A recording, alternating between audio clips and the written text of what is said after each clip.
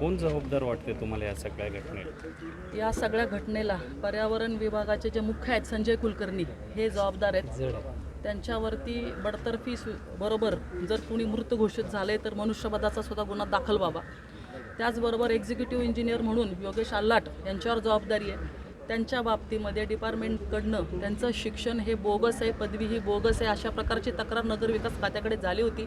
नगरविकास खात्याने त्याच्या संदर्भामध्ये माननीय आयुक्तांना कळवलेलं आहे की ह्या बाबतीत जर विद्यापीठात जर त्यांची हजेरी नाही तर ती डिग्री कशी काय ग्राह्य धरावी, हा एक मुद्दा आहे. दुसरं म्हणजे वेस्ट टू मॅनेजमेंट एनर्जी ह्याच्यामध्ये 20 मीटरच्या वरती कचऱ्याच्या ढिगाची हाईट नसावी असं नॉर्म्स आहेत.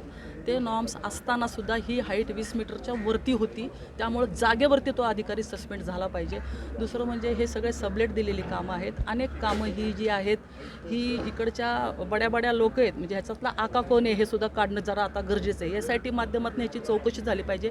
या ठिकाणी चाकण असेल, आळंदी असेल, खडकी असेल, इकडचा कचरासुद्धा येतो असं आमच्या कानावरती आहे. फक्त टिपिंग फी वाढवणं आणि त्याच्यातनं आर्थिक स्वतःचा लाभ होणं, मोशी कचरा डेपोचा उपयोग हा आर्थिक भ्रष्टाचारासाठी इकडच्या मंडळींनी, अधिकारी आणि असतील काही पदाधिकारी असतील, यांनी केलेला आहे. याची गांभीर्याने माननीय मुख्यमंत्र्यांना मी काल पत्र दिले की ह्याची चौकशी व्हावी आणि संबंधित लोकांना आपण घरी बसवावं, नव्हे तर सगळ्याच कारभाराची चौकशी होऊन जे काय आहेत. आता हा जो आहे अँथनी अँड लारा ह्याचं हे काम आहे, त्याचा मालक अमेरिकेमध्ये आहे आणि मग ह्या ठिकाणी कुलकर्णी असतील, तो आल्लाट असेल, हे किती वेळा येतात, किती वेळा इथं व्हिजिट करतात. त्यांना इंटरेस्ट नाही, त्यांना STPचे टेंडर काढण्यामध्ये, त्यांना परिचालन करण्यामध्ये, त्यांना दुसरे म्हणजे एवढी कामं देऊन ठेवलीत त्यांच्याकडं की त्यांना ह्या कचरा डेपोच्या ह्याच्यामध्ये कुठलाही इंटरेस्ट नाही. हे जीवाशी खेळ नाही, हा खून आहे. पण ताई, कोट्यावधींचे टेंडर काढले जातात, काम होताना दिसत नाही, नक्की पैसा जातो कुठे काय? मी तुम्हाला तेच सांगते की कोट्यावधीची टेंडर हे फक्त स्वतःच्या तिजोऱ्या भरण्यासाठी काढण्यात येतात. अधिकारी आणि काही जे पदाधिकारी आहेत त्यांची इथं एक अलिखित युती आहे. तुम्ही ह्या जर प्रकरणाची चौकशी केली मोशी कचरा डेपोची, ते सगळी नावं पुढे येतील. मी तर म्हणते ED मार्फत चौकशी व्हायला पाहिजे ह्या सगळ्याची की कोणाचे आर्थिक व्यवहार कोणाशी आहेत, या अकाउंट्समधनं, या कॉन्ट्रॅक्टरच्या अकाउंट्समधनं कोणाकोणाला पैसे गेलेले आहेत, त्याच्यावरनं हे सगळं उघडकीस येईल. उपमुख्यमंत्री एकनाथ शिंदे यांच्या मला जागेवरती स्पॉटवरती जायला सांगितलं त्वरित आणि अशा प्रकारची सगळी सखोल माहिती त्यांनी देण्यास सांगितलेली आहे. औचित्याचा मुद्दा म्हणून उद्या विधानसभेमध्ये सुद्धा हा मुद्दा येण्याची शक्यता आहे.